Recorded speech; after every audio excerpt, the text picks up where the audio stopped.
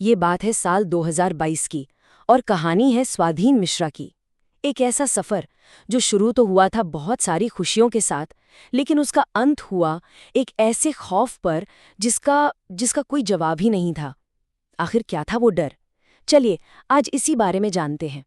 तो सोचिए जरा, क्या होता है जब घर लौटने का एक सीधा साधा रास्ता आपको किसी डरावनी लोक कथा के बिल्कुल बीचों बीच ले जाकर खड़ा कर दे। चलिए इसी सवाल के साथ इस कहानी की तह तक चलते हैं और जानते हैं कि उस रात असल में हुआ क्या था। तो कहानी की शुरुआत होती है एक बहुत ही बड़ी खुशी से।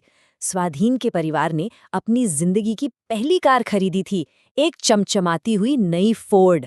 अब आप सोच ही सकते हैं, घर में तो जैसे कोई त्योहार मन रहा हो। भाई पहली बार घर में इतनी बड़ी इतनी कीमती चीज जो आई थी।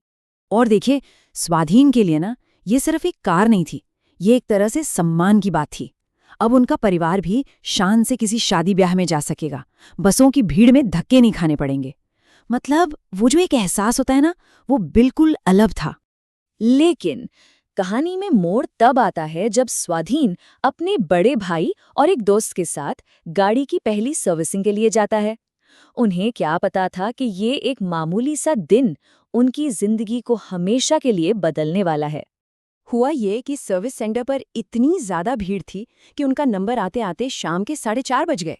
फिर सर्विस खत्म हुई तो घड़ी 7:30 बजा रही थी, और उसके बाद भी भाई का इंतजार।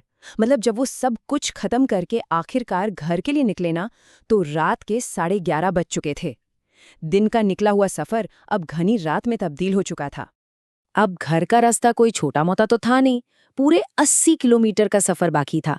और उसका सबसे खतरनाक हिस्सा था 40 किलोमीटर का एक ऐसा सुनसान रास्ता जिसके दोनों तरफ बस घना जंगल था। और स्ट्रीट लाइट, अरे उसका तो दूर दूर तक कोई नामो निशान ही नहीं था। बिल्कुल घोर अंधेरा। रात के करीब 12:30 बज रहे थे और तभी अचानक गाड़ी में एक जोर का झटका लगता है। स्वाधीन को महसूस होता है कि स्टीयरिंग एकदम भारी हो गया है। वो घबराकर गाड़ी रोकता है, बाहर निकलकर देखता है तो टायर पंक्चर। और वो भी कहाँ, जंगल के उस सबसे सुनसान सबसे डरावने हिस्से के ठीक बीच में। अब स्वाधीन, जो अभी नया नया ही ड्राइवर बना था, जैक लगाकर किसी तरह टायर बदलने की कोशिश कर रहा था। और तभी उसे एक आवाज सुनाई देती है, जंगल के उस सन्नाटे को चीरती हुई एक एक बहुत ही धीमी रोने जैसी आवाज। पहले तो उसे लगा कि शायद कोई जानवर होगा, लेकिन कुछ ही पलों में वो धीमी सी आवाज एक छोटे बच्चे के बिलख बिलख कर रोने की बिल्कुल साफ आवाज बन गई। और ये सुनते ही स्वाधीन के हाथ कांपने लगे। और फिर डर ने अपनी सारी हदें पार कर दी। वो बच्चे के रोने की आवाज अचानक एक औरत के दर्द से भरी चीखों में बदल गई। ऐसी चीखें जो किसी के भी रोंगटे खड़े कर दें।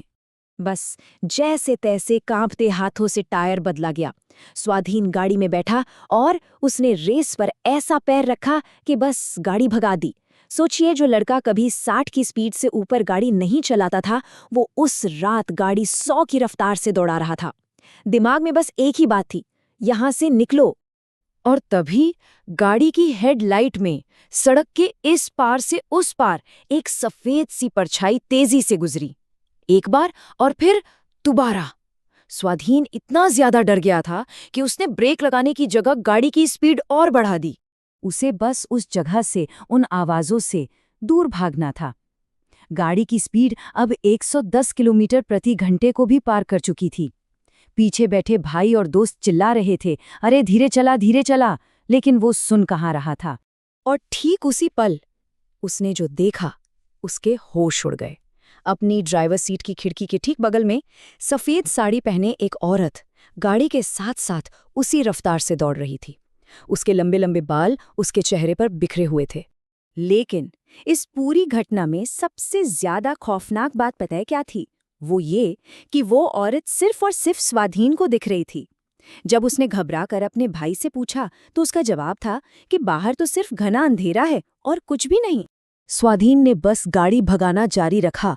उसे पता था कि आगे रास्ते में एक मंदिर है, और जैसे ही गाड़ी उस मंदिर के पास पहुंची, वो औरत अचानक अंधेरे में कहीं गायब हो गई। स्वाधीन ने कांपते हुए पैरों से ब्रेक लगाया और गाड़ी को सीधा मंदिर के सामने जाकर रोक दिया। घर पहुंचते पहुंचते सुबह के 3 बज चुके थे। जब उन्होंने कांपती हुई आवाज में अपनी माँ को पूरी कहानी सुनाई तो उनकी माँ ने जो बताया उसे सुनकर स्वाधीन की रूह तक कांप गई। उनकी माँ ने बताया कि ये पेतेन हो सकती है। लोक कथाओं के हिसाब से ये एक ऐसी गर्भवती महिला की आत्मा होती है जिसकी मौत बच्चे को जन्म देते वक्त हो गई हो, और कहा जाता है कि वो पहले एक बच्चे के रोने की आवाज से अपने आने का इशारा देती है और उसके बाद खुद माँ के दर्द भरी चीखें सुनाई देती हैं।